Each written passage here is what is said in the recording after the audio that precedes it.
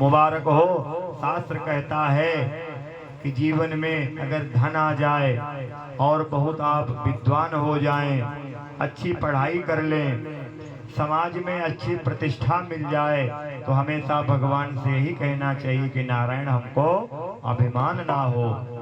और धन पाने के बाद में, पद पाने के बाद में मानव अहंकारी हो जाता है। और अहंकार क्या है? भगवान का आहार है। कभी भी अहंकार ना हो। भगवान से जब आप शाम को सोते हो तो हमेशा रोज अपने को चेक करना चाहिए कि हमसे आज कितना धर्म हुआ, कितना अधर्म हुआ। सोने के पहले तब आपको पूरा दिन का भान हो जाएगा और स्वयं रात्रि के समय भगवान से प्रार्थना करके फिर निद्रा लेनी चाहिए कि नारायण आज आपकी कृपा से पृथ्वी पर हमारे द्वारा कितना धर्म हुआ, और धर्म ज्यादा है तो फिर से भगवान से प्रार्थना करनी चाहिए। अगर गलत हुआ है तो नारायण पुनः हमसे कल ऐसी गलती नहीं होगी और हम आपके श्री चरणों में हैं। अब सारी व्यवस्था आपकी है और आपके चरणों में बार बार बंधन है। ऐसा कह करके सुदामा जी चले गए सुशीला को कि सुशीला, धन मिला, ऐश्वर्य मिला, पर तुमको कभी घमंड ना हो।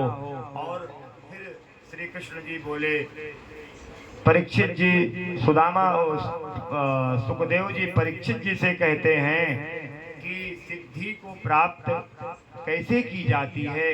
अगर आपको कोई सिद्धि प्राप्त हो जाए, कोई मंत्र सिद्ध हो जाए, तो वो किस प्रकार से उसको रखना चाहिए। जिस प्रकार से तीन चीज को हमेशा छुपा कर रखना चाहिए। पहली तो धन संपदा, तीसरा भोजन, चौथा मैथुन।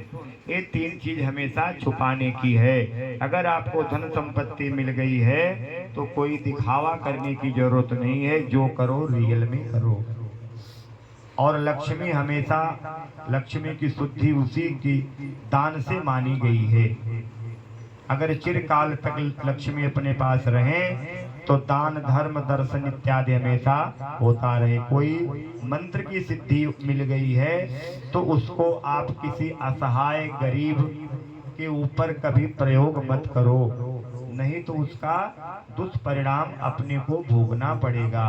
सिद्धि मिली है, भगवान की कृपा से मिली है, आप उसको भजन करते हुए अपने जीवन में व्यतीत करें। आगे की कथा, कलयुग में पृथ्वी के राजाओं का वंश का वर्णन आता है और कलयुग में कौन कौन से राजा हुए, कितने दिनों तक राज्य किए, और कलयुग का जब अंत होने को आएगा तो भागवत में भी लिखा हुआ है, आपको आगे बताया जाएगा कि भगवान का कल की अवतार होगा।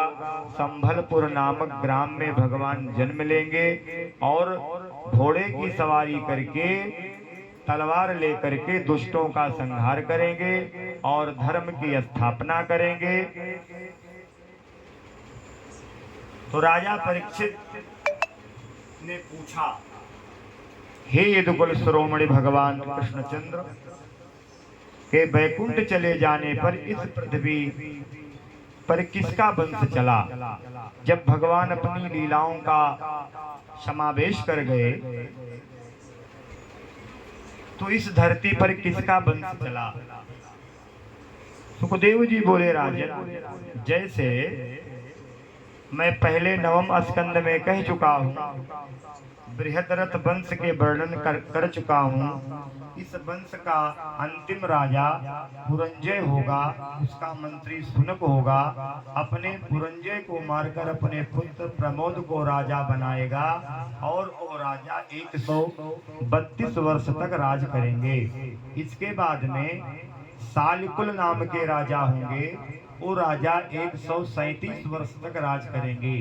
इसके बाद में भागवत के देवमूर्ति नामक पुत्र होगा, वो 192 वर्ष तक राज्य करेंगे। इसके बाद में खडवंग वंश के वसुदेव, भूमित्र, नारायण, सुशर्मा नाम के 4 राजा होंगे जो 345 वर्ष तक राज्य करेंगे। और वो राजा होंगे शिव स्वाति के वंश में 30 राजा होंगे जो 456 वर्ष तक राज्य करेंगे। अतिरिक्त 11 मौनस राजा 3000 वर्ष तक राज्य करेंगे।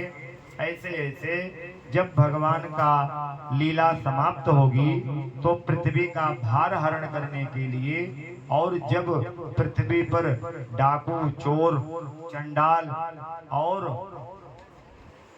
बेविचार बढ़ जाएगा तो भगवान का जन्म कल्कि अवतार में होगा। और कलयुग के लोग किस प्रकार से होंगे इसकी जो वर्णना किए, जैसा कि मार्कंडेय पुराण में कहा गया है कि कलयुग में रहने वालों के पास में धन संपत्ति कपड़े की कोई कमी नहीं रहेगी। इनके पास में समय का बहुत बड़ा अभाव रहेगा। कम समय में कौन सी पूजा की जाए कि इनका पूरा पृथ्वी का पुण्य भोगने को मिले, और अंत में जब जीव जाए तो भगवान के श्री चरणों में विलीन हो। और किस प्रकार से होंगे, द्वापर त्रेता में बहुत लंबे लंबे होते थे और 1000 वर्ष की आयु रहती थी।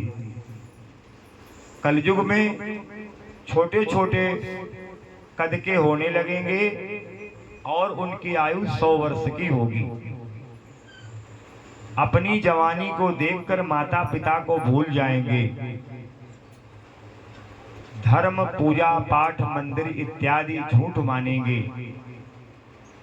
ब्राह्मण, संत, गौ की सेवा नहीं करेंगे। कौन? जो बेविचारी दुष्ट होंगे उनके बारे में। जितना पराई स्त्री का सम्मान करेंगे उतना अपनी स्त्री का सम्मान नहीं करेंगे। कलयुग में ऐसे ऐसे भी लोग जन्म लेंगे, तो इनका उद्धार कैसे होगा? नारायण आप कोई उपाय बता दें। तो उसी समय बोले कल्कि अवतार होगा और दुष्टों का संहार करके भगवान ब्राह्मण के घर में जन्म लेंगे। पत्नी शूद्रा होगी, इसीलिए उसका कल्कि अवतार माना जाएगा। और भगवान घोड़े पर चढ़ करके दुष्टों का संहार करके धर्म की स्थापना करेंगे। बोलो भक्त भगवान की जय।